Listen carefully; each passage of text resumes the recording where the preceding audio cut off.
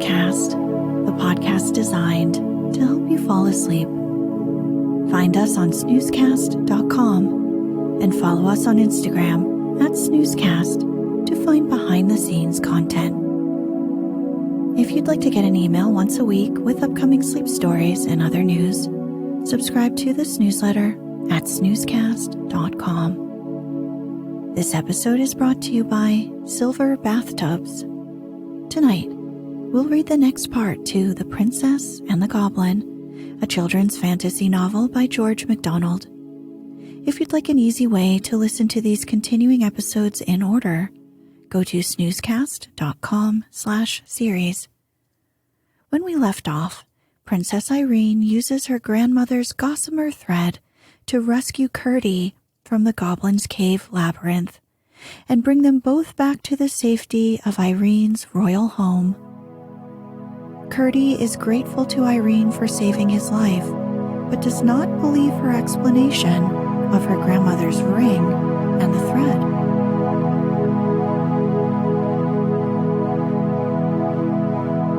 Let's get cozy. Close your eyes.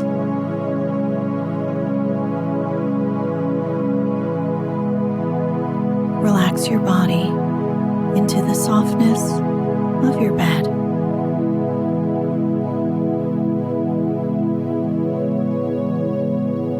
Now, take a few deep breaths.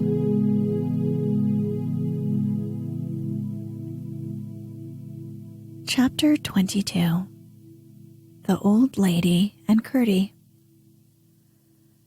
Up the stairs the princess and Curdie went, and the next stairs and the next, and up the little tower stair, Irene growing happier and happier as she ascended and knocked on her grandmother's door. "Come in," answered the sweet voice of her grandmother, and Irene opened the door and entered, followed by Curdie.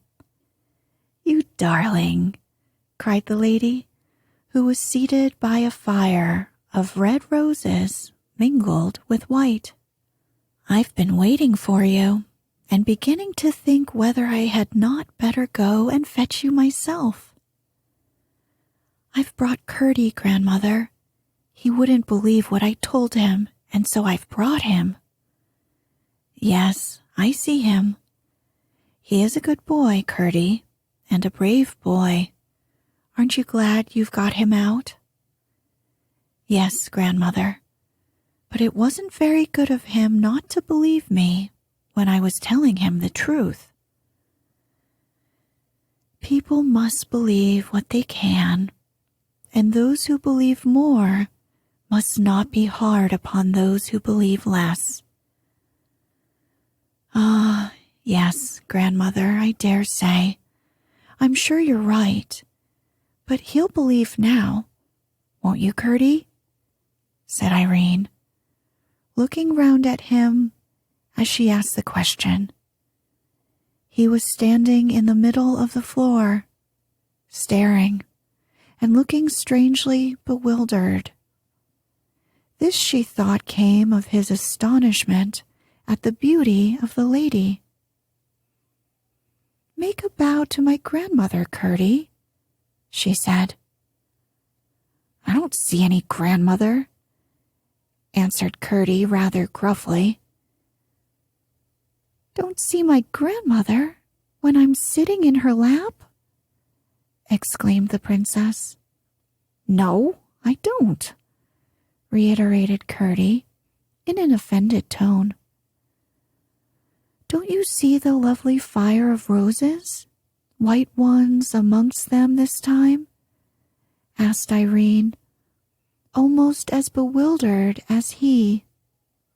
"No, I don't," answered Curdie, almost sulkily. "Nor the blue bed? Nor the rose-colored counterpane?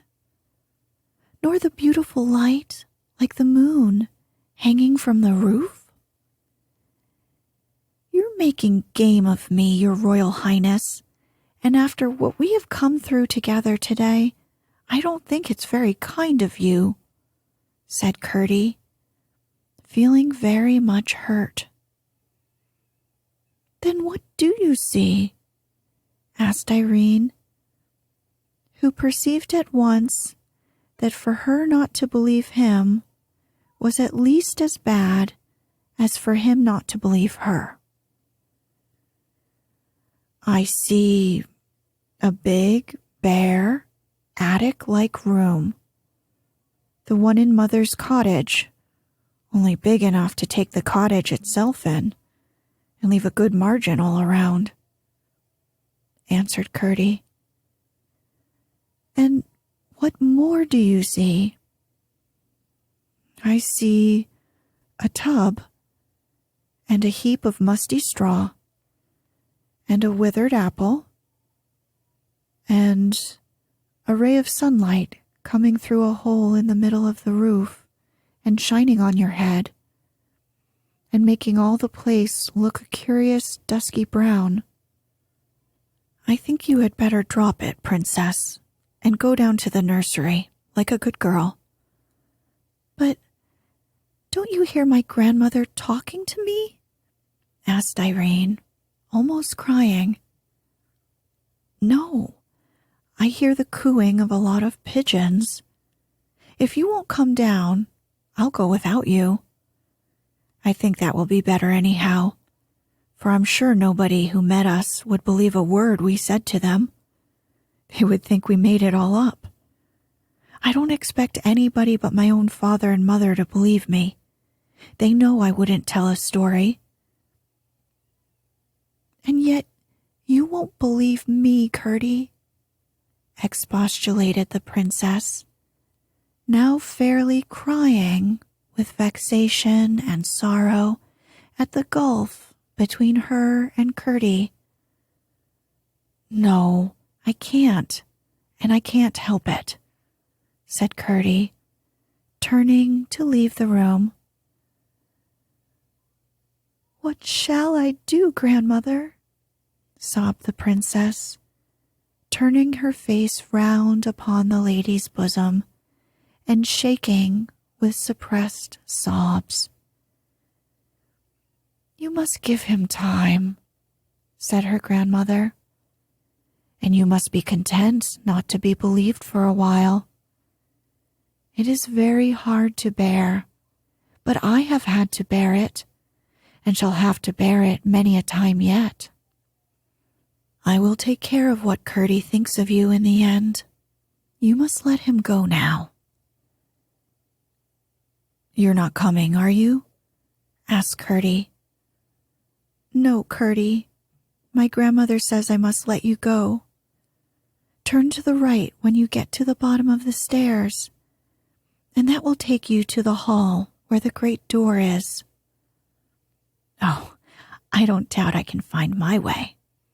Without you, Princess, or your old granny's thread either," said Curdie, quite rudely. "Oh, Curdie, Curdie!" "I wish I had gone home at once. I'm very much obliged to you, Irene, for getting me out of that hole. But I wish you hadn't made a fool of me afterwards." He said this as he opened the door, which he left open, and, without another word, went down the stair. Irene listened with dismay to his parting footsteps. Then, turning again to the lady, "What does it all mean, grandmother?" she sobbed, and burst into fresh tears. "It means, my love, that I did not mean to show myself. Curdie is not yet able to believe some things. Seeing is not believing. It is only seeing. You remember I told you that if Ludi were to see me, she would rub her eyes, forget the half she saw, and call the other half nonsense.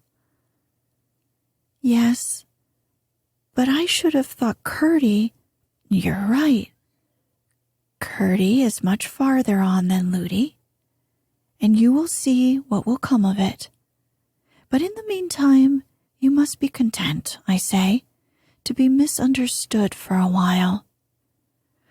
We're all very anxious to be understood, and it is very hard not to be. But there is one thing much more necessary. What is that, Grandmother? To understand other people. Yes, Grandmother, I must be fair. For if I'm not fair to other people, I'm not worth being understood myself. I see. So as Curdie can't help it, I will not be vexed with him, but just wait. There's my own dear child, said her grandmother, and pressed her close to her bosom. Why weren't you in your workroom when we came up, Grandmother? Asked Irene, after a few moments' silence. If I had been there, Curdie would have seen me well enough.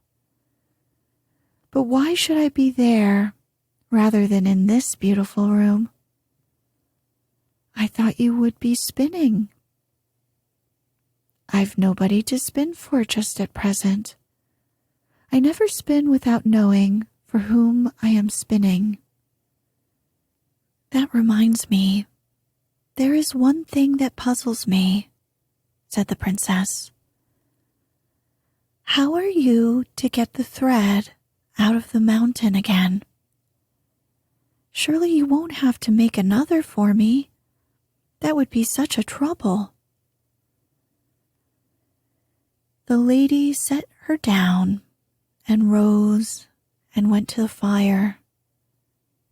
Putting in her hand, she drew it out again and held out the shining ball between her finger and her thumb. I've got it now, you see, she said, coming back to the princess. All ready for you when you want it. Going to her cabinet, she laid it in the same drawer as before. And here is your ring, she added, taking it from the little finger of her left hand and putting it on the forefinger of Irene's right hand. Oh, thank you, Grandmother. I feel so safe now. You are very tired, my child, the lady went on. Your hands are hurt with the stones, and I have counted 9 bruises on you. Just look what you are like. And she held up to her a little mirror, which she had brought from the cabinet. The princess burst into a merry laugh at the sight. She was so draggled with the stream and dirty with creeping through narrow places that if she had seen the reflection without knowing it was a reflection, she would have taken herself for some gypsy child whose face was washed and hair combed about once a month. The lady laughed too, and, lifting her again upon her knee, took off her cloak and nightgown. Then she carried her to the side of the room. Irene wondered what she was going to do with her, but asked no questions, only starting a little when she found that she was going to lay her in the large silver bath. For as she looked into it, again she saw no bottom, but the stars shining miles away, as it seemed, in a great blue gulf. Her hands closed involuntarily on the beautiful arms that held her, and that was all. The lady pressed her once more to her bosom, saying, "Do not be afraid, my child." "No, grandmother," answered the princess, with a little gasp, and the next instant she sank in the clear, cool water. When she opened her eyes, she saw nothing but a strange, lovely blue over and beneath and all about her. The lady and the beautiful room had vanished from her sight, and she seemed utterly alone. But instead of being afraid, she felt more than happy, perfectly blissful. And from somewhere came the voice of the lady, singing a strange, sweet song, of which she could distinguish every word, but of the sense she had only a feeling, no understanding. Nor could she remember a single line after it was gone. It vanished like the poetry in a dream, as fast as it came. In after years, however, she would sometimes fancy that snatches of melody suddenly rising in her brain must be little phrases and fragments of the air of that song, and the very fancy would make her happier and able to do her duty. How long she lay in the water, she did not know. It seemed a long time, not from weariness, but from pleasure. But at last she felt the beautiful hands lay hold of her, and through the gurgling water she was lifted out into the lovely room. The lady carried her to the fire and sat down with her in her lap and dried her tenderly with the softest towel. It was so different from Ludi's drying. When the lady had done, she stooped to the fire and drew from it her nightgown, as white as snow.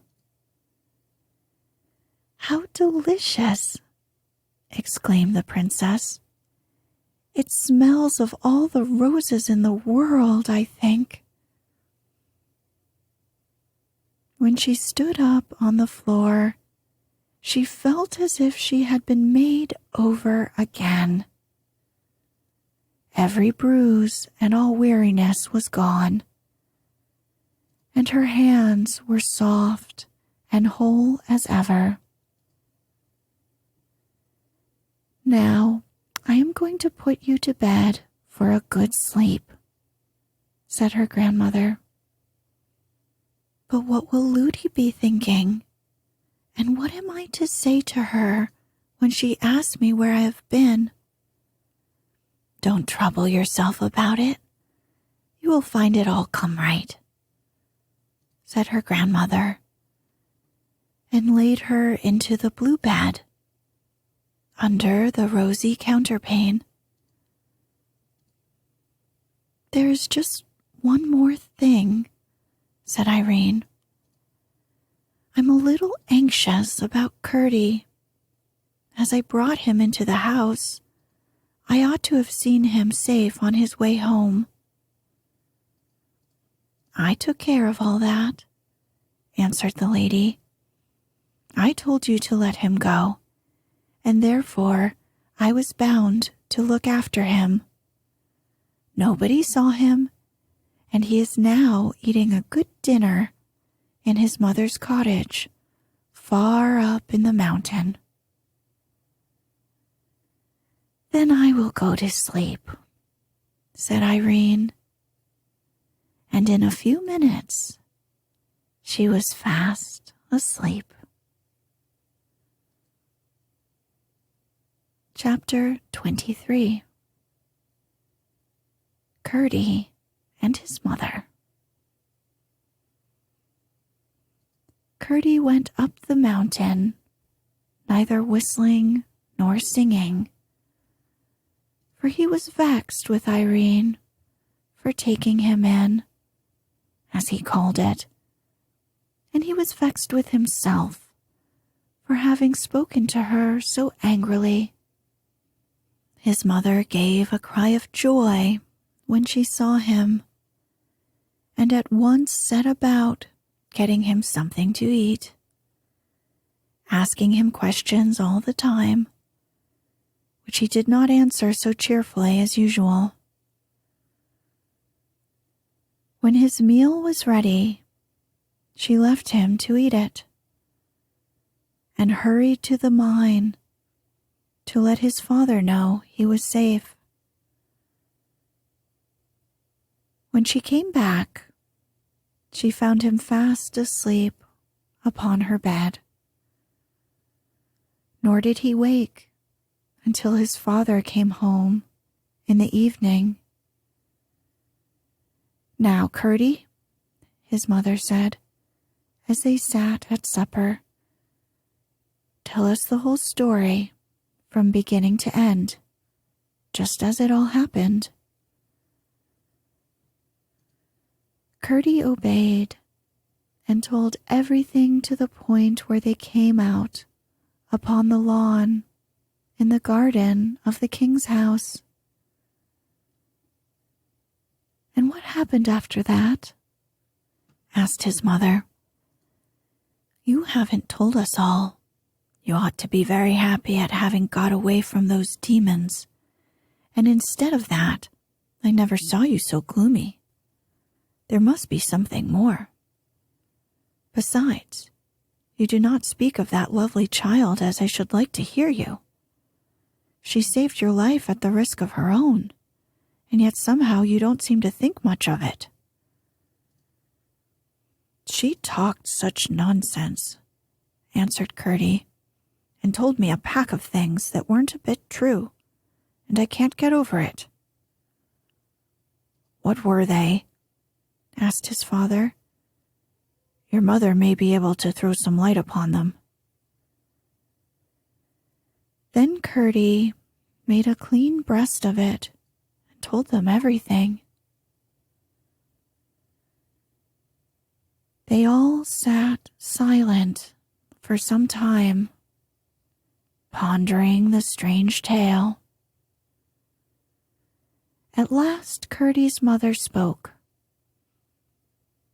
"You confess, my boy," she said, "there is something about the whole affair you do not understand?" "Yes, of course, mother," he answered.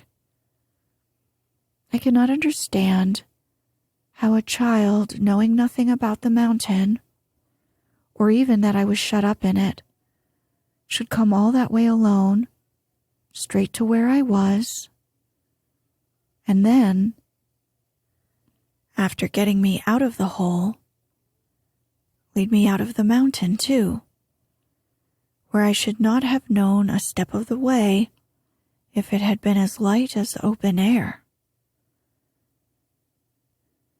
"Then you have no right to say what she told you was not true.